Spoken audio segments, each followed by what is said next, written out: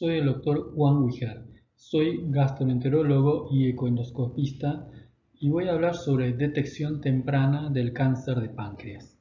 En la primera parte de la charla va a ser sobre lesiones preneoplásicas de páncreas y en la segunda parte voy a hablar sobre pesquisa de cáncer de páncreas.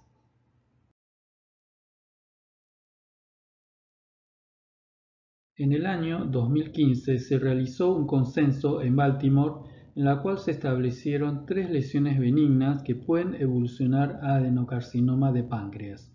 Son IPMN o neoplasia mucinosa papilointerductal, el PAIN, que es la neoplasia intraepitelial pancreática, y el cistoadenoma mucinoso. Todas estas lesiones tienen su origen en las células ductales del páncreas, como vemos en este esquema de arriba. Por un lado, las células pueden desarrollar lo que se denomina PAIN, que van a evolucionar desde una displasia leve hasta progresar a displasia severa o tipo 3 y posteriormente puede evolucionar a adenocarcinoma ductal invasor. Por otro lado, están los tumores quísticos mucinosos, el cistoadenoma mucinoso y la IPMN, del conducto principal o de las ramas, que pueden transformarse también en cáncer de páncreas. Es muy raro la presencia de tumores que se originen de las glándulas acinares. La mayoría de los tumores malignos de páncreas proceden de las células ductales, a través de una serie de mutaciones como vemos en la figura de abajo. IPMN es una neoplasia epitelial papilar productora de mucina no invasiva en el conducto principal o sus ramas. Pueden presentar distintos grados de displasia desde bajo a alto grado o carcinoma in situ y posteriormente progresar a carcinoma invasor. Sin embargo, también podemos encontrar foco distante de adenocarcinoma ductal con un IPMN asociado. Existen tres tipos de IPMN. En el tipo 1 se compromete el conducto principal y el Wilson y puede afectar en forma difusa o segmentaria. El tipo 2 es un quiste mucinoso que nace de las ramas secundarias y el tipo 3 es la forma mixta. En esta diapositiva vemos algunos ejemplos de IPMN tipo 1. En esta resonancia muestra una forma segmentaria que afecta al cuerpo y cola de páncreas. En esta tomografía vemos la dilatación difusa del conducto pancreático con atrofia del parénquima. Tenemos que hacer el diagnóstico diferencial con pancreatitis crónica y descartar la presencia de un tumor que esté obstruyendo el conducto pancreático. En esta otra imagen endoscópica vemos el típico hallazgo de boca de pez, que consiste en el ostium papilar abierto con salida de moco en forma espontánea. El riesgo de cáncer de displasia de alto grado es muy elevado en este tipo de IPMN, que puede llegar al 62%, y también en el tipo 3, que puede llegar al 45%.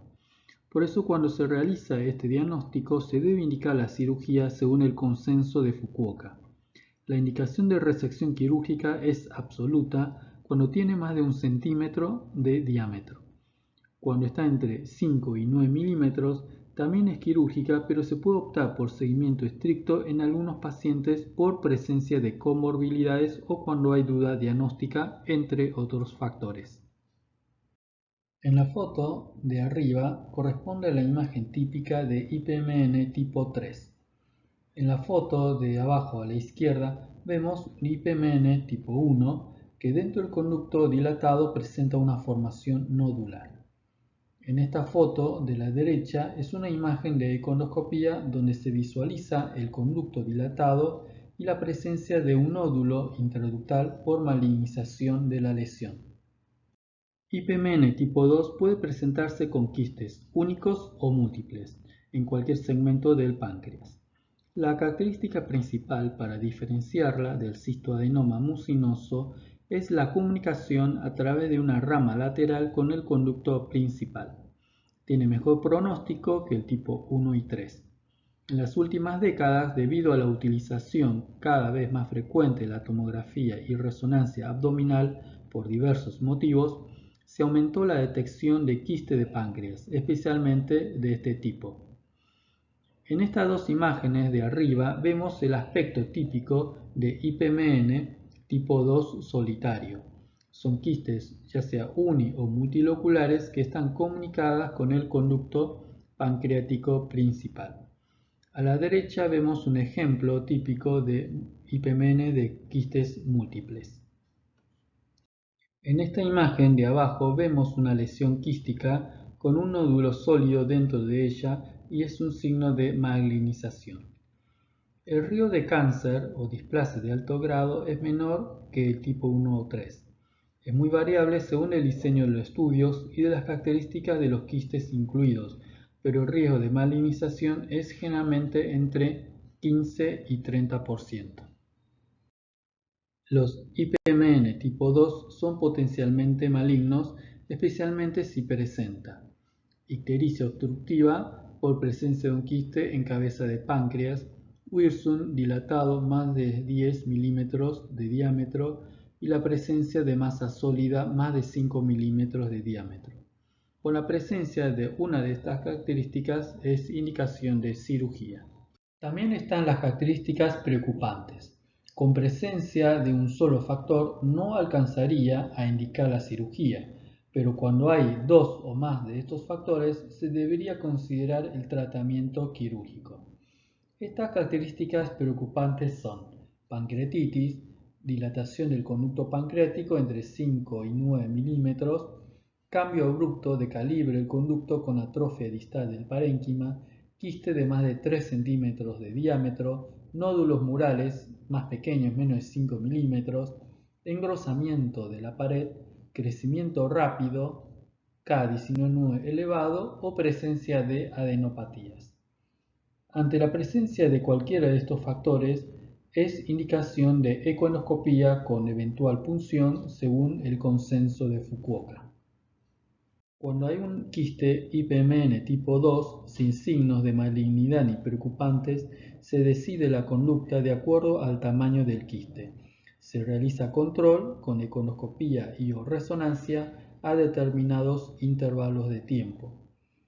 Cuando el quiste es menor de 3 centímetros y no presenta ningún tipo de signo preocupante o síntoma y fue un hallazgo incidental, el riesgo de progresión a cáncer es muy baja, es 0.24% por año. Otra lesión preneoplástica es el PANIN, que es una neoplasia epitelial microscópica no invasiva, plana o papilar, y se lo clasifica según el grado de displasia en tipo 1 tipo 2 o displasia de bajo grado y en tipo 3 o displasia de alto grado o carcinoma in situ. En esta figura de abajo vemos que existen múltiples mutaciones genéticas en las células ductales del páncreas y a medida que se va acumulando estas mutaciones se va progresando la displasia hasta que finalmente desarrolla el cáncer. Habitualmente se detecta PANIN en las piezas quirúrgicas en el borde de los adenocarcinomas ductales. También en la pancreatitis crónica, que es una entidad que aumenta el riesgo de cáncer de páncreas.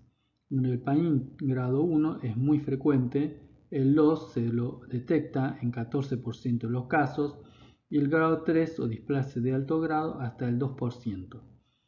Por otro lado, estas lesiones PANIN también se observaron con frecuencia en los pacientes con antecedentes familiares de cáncer de páncreas. Estas lesiones displásicas ductales son muy pequeñas, menores de 5 milímetros, suelen ser multifocales y habitualmente no se las detecta con la tecnología actual de estudios de imágenes como la tomografía, la resonancia y tampoco con la ecoendoscopía.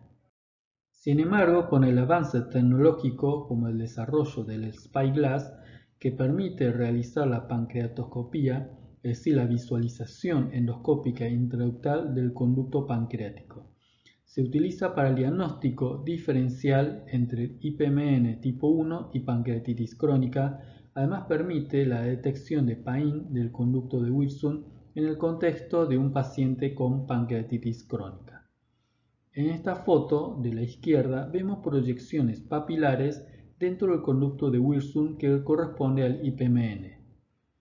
En el medio, acá vemos una lesión elevada de PANIN o displasia ductal en un paciente con pancreatitis crónica. A la derecha se observa la detección temprana de un adenocarcinoma ductal y la toma de biopsia con un micropinza. El cistoadenoma mucinoso es otra lesión preneoplásica de páncreas. Es más frecuente en mujeres, se encuentra en el cuerpo y cola, aunque también puede aparecer en la cabeza. Suelen ser solitario, no presenta comunicación con el conducto pancreático que lo diferencia de los IPMN. El riesgo de malignidad es elevada, aproximadamente del 20 a 30%, por lo que cuando se detecta está indicada la cirugía. Acá vemos algunos ejemplos. Suelen ser quistes oligo o multiloculares. Cuando tienen la pared engrosada, hay que sospechar de posible malignización del quiste. Lo mismo cuando presentan calcificaciones en la pared. En esta foto de la izquierda observamos dos componentes. Uno es la presencia de un nódulo mural y otro es el depósito de detritus y moco. En esta imagen vemos la punción de la zona que consideramos la presencia del nódulo mural con una aguja fina y se diagnosticó foco de adenocarcinoma. En esta tomografía observamos también la presencia de un nódulo mural que realza con el contraste, por lo que la presencia de lesiones quísticas con nódulo mural es indicación de resección quirúrgica. En el consenso de Baltimore no se incluyó al tumor pseudopapilar sólido quístico como lesión preneoplásica. Sin embargo, hay que considerarla como preneoplásica ya que es una patología, aunque infrecuente, tiene alto riesgo de malignidad de aproximadamente el 15% y porque además afecta a mujeres jóvenes. Son tumores sólidos que por necrosis presentan degeneración quística y aparecen como lesiones mixtas con componente sólido y quístico y suelen ser solitarias.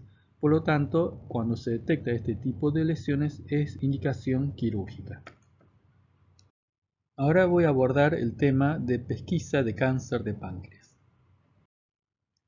La incidencia de cáncer de páncreas en la población general es baja.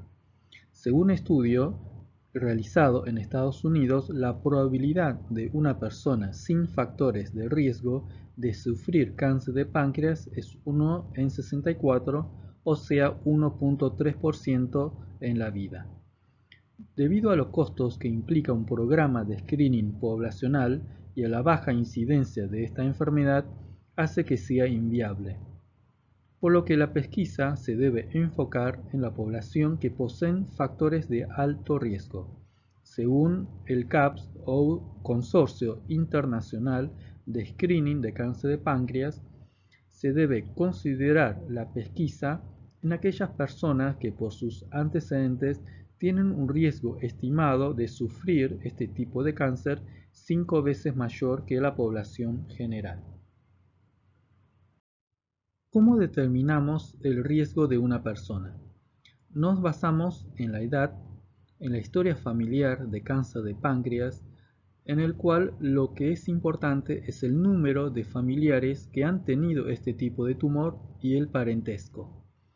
Además, si la persona tiene diagnóstico de un síndrome hereditario conocido, secundario a la mutación de un gen, como el síndrome Lynch, el síndrome Peutz-Jeghers, entre otros, que se conoce predisponen a cáncer de páncreas y también de otros órganos sensiblemente. Por otro lado, es importante si la persona tiene alguna enfermedad pancreática predisponente como la pancreatitis crónica, diabetes y tumores quísticos. ¿Cuáles son los objetivos de la pesquisa? Principalmente la detección de lesiones precursoras de cáncer de páncreas, especialmente PAIN tipo 3 y tumores quísticos con displasia de alto grado. Además, diagnosticar el tumor en estadio precoz, resecable, y la finalidad de todo es prevenir la muerte por este tipo de cáncer o aumentar la sobrevida. ¿Cuáles son los grupos de alto riesgo? Los grupos de alto riesgo definidos actualmente son diabetes mellitus de reciente comienzo, pancreatitis crónica y, según el CAPS, cáncer de páncreas familiar y síndromes hereditarios que predisponen a tumor de páncreas. Globalmente hablando, los pacientes que sufren cáncer de páncreas, el 90% son esporádicos, es decir, no tienen factores genéticos predisponentes o conocidos. El 10% restante tienen algún factor genético, de los cuales 8% son cáncer de páncreas familiar y 2% restante están relacionados a un síndrome hereditario. Dentro del cáncer de páncreas esporádico, el único grupo de riesgo aceptado actualmente es aquel paciente que tiene diabetes de menos de 3 años de diagnóstico y más de 50 años de edad. El riesgo se incrementa si presenta pérdida de peso y si es tabaquista.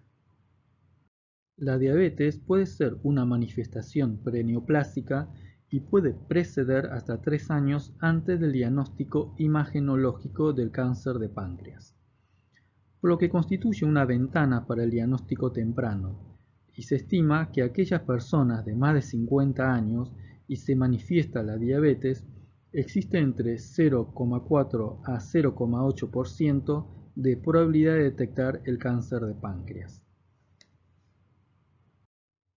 Este riesgo es 8 veces sobre la población general no diabética de más de 50 años de edad. Otro dato importante es si sufre pérdida de peso, que lo diferencia de la diabetes tipo 2, que suelen tener aumento de peso o ser obeso. En resumen, una persona que se diagnostica recientemente diabetes dentro de 3 años y tiene más de 50 años, especialmente si tiene pérdida de peso y es tabaquista, se debe realizar estudios de imágenes como ecoendoscopía y/o resonancia abdominal para diagnosticar o descartar cáncer de páncreas. Se debe realizar estos estudios en forma anual y mínimamente durante 3 años seguidos, basado en consenso de expertos. Otro grupo de alto riesgo es el cáncer de páncreas familiar, el cual es poligénica. Se define como aquellas personas que tienen 2 o más familiares con cáncer de páncreas y por lo menos uno de ellos es de primer grado. Una persona que tiene 2 familiares con cáncer de páncreas y uno de ellos es de primer grado, el riesgo de sufrir este tumor es 9 veces por encima de la población general. Este riesgo aumenta a medida que aumenta la cantidad de familiares o si un familiar se le diagnosticó antes de los 50 años de edad al cáncer de páncreas. Por último, están los síndromes hereditarios, que predisponen al cáncer de páncreas y también otros tumores en otros órganos. Estos síndromes están bien estudiados y se conocen las mutaciones de los genes que los causan.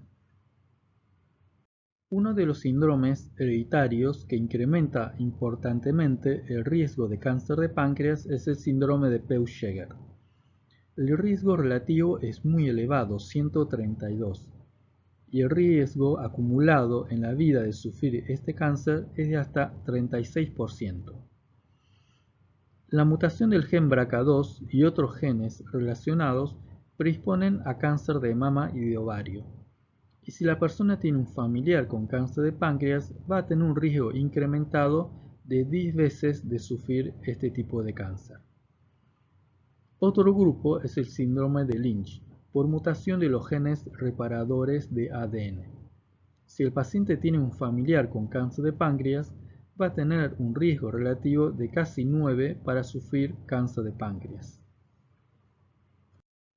La mutación del gen PRSS1 y también de otros genes relacionados predisponen la pancreatitis recurrente y crónica, lo que incrementa el riesgo de sufrir cáncer de páncreas. En la pancreatitis hereditaria el riesgo es muy elevado, 40%.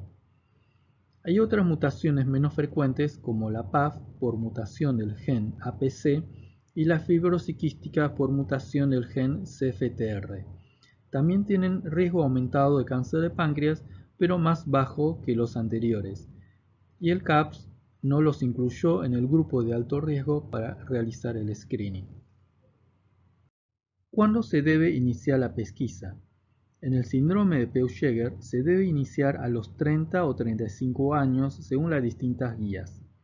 La pancreatitis hereditaria desde los 40 años. Los demás grupos se debe iniciar 10 años antes del caso más joven de la familia o desde los 50 años. ¿Y cuándo termina la pesquisa? No hay un acuerdo.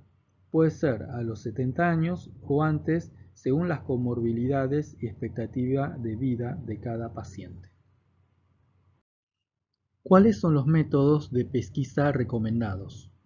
La ecoendoscopía y la resonancia son los dos métodos de imágenes recomendados por todas las guías. Ambos son complementarios.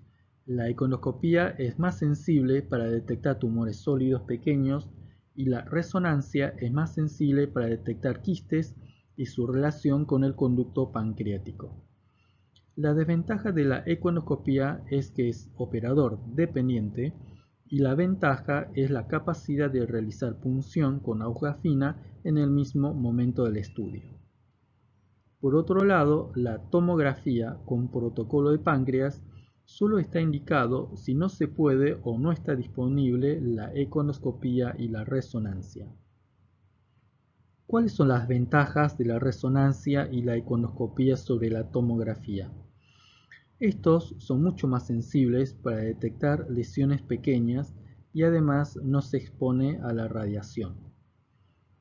En relación a la K199, no está recomendado pedirlo de rutina, solo está indicado cuando hay detección de lesiones sospechosas. El DNA tumoral circulante en sangre está todavía en estudio y no está disponible. Por otro lado, los pacientes con alto riesgo genético se recomienda el testeo periódico de glucemia y hemoglobina glicosilada para detectar diabetes de recién comienzo como un síndrome paraneoplásico y manifestación temprana del cáncer de páncreas. A todos los pacientes deben realizar consejería genética y en base a los resultados pedir el test genético correspondiente. ¿Cuáles son los hallazgos más frecuentes en los estudios de pesquisa? En una revisión sistemática de varios estudios se hizo seguimiento de 1040 pacientes, de los cuales 70 fueron sometidos a resección quirúrgica por hallazgo de lesiones sospechosas. 20 resultaron adenocarcinoma ductal en estadio 1 y el resto fueron IPMN con displasia de bajo y de alto grado. En otro metaanálisis se incluyeron 1550 pacientes y encontraron lesiones severas, o sea cáncer de páncreas resecable, PAIN de alto grado o IPMN con displasia de alto grado en 30 sujetos, o sea casi el 2%. También en estos estudios encontraron tumor neuroendocrino y tumores en otros órganos, ya que muchos de estos pacientes tienen síndromes hereditarios que predisponen el desarrollo de diversos tumores. Estos pacientes deben realizar control por un equipo multidisciplinario en un centro de alta complejidad. Si no hay hallazgos patológicos, se debe repetir la resonancia y la ecoendoscopía en forma anual, que es lo recomendado en las guías. Sin embargo, una alternativa que no está escrito en los consensos, pero para adaptar a nuestro medio debido al alto costo y dificultad para acceder a la ecoendoscopía, es la realización en forma alternada de la ecoendoscopía y resonancia. Si durante el seguimiento se detecta diabetes antes del año, se debe repetir todos los estudios de imágenes para buscar o descartar el tumor de páncreas. Si se encuentran lesiones consideradas de bajo riesgo como quistes de IPMN tipo 2, se debe repetir los estudios a intervalos de acuerdo a las guías de quistes de páncreas existentes. Si hay una lesión indeterminada, sólida, pequeña, y la ecoendoscopía con punción fue negativa, se debe seguir de cerca y repetir los estudios entre 3 y 6 meses según la decisión del equipo multidisciplinario. Por otro lado, algo importante es que hay que evitar el sobrediagnóstico y el sobretratamiento. Otra patología predisponente de cáncer de páncreas es la pancreatitis crónica de cualquier etiología. El riesgo es de 5% y el riesgo relativo es aproximadamente 13% en relación a la población general. El proceso sigue la secuencia de inflamación crónica, PAIN de bajo grado a alto grado y finalmente el desarrollo del cáncer de páncreas. Las recomendaciones de los expertos estipulan un control anual con econoscopía y resonancia, siendo ambos métodos complementarios. Vemos algunas imágenes ecoendoscópicas de pancreatitis crónica. En esta imagen de acá arriba a la izquierda vemos el signo de lobularidad en panal de abeja por la presencia de bandas de fibrosis que van confluyendo y van formando el aspecto de panal de abeja. Acá a la derecha se muestran múltiples litos dentro del conducto pancreático. En esta foto de abajo vemos una masa inflamatoria calcificada en la cabeza de páncreas y la realización de la punción en un área sospechoso adyacente a la zona de calcificaciones. En esta diapo le muestro algunas bibliografías recomendadas. En conclusión, las lesiones preneoplásicas de cáncer de páncreas son el IPMN, PAIN, cistoadenoma mucinoso y el tumor de Franz. El grupo de riesgo en la población general que se puede realizar pesquisa es el paciente diabético de reciente diagnóstico y más de 50 años de edad, especialmente si se asocia a pérdida de peso. Los grupos de alto riesgo son el cáncer de páncreas familiar y síndromes hereditarios. Los métodos ideales para la pesquisa son la econoscopía y la resonancia, teniendo como objetivos detectar lesiones preneoplásicas o tumores malignos resecables para aumentar la sobrevida. El tratamiento ante hallazgos patológicos y el seguimiento se debe manejar dentro de un equipo multidisciplinario. Muchas gracias por su atención.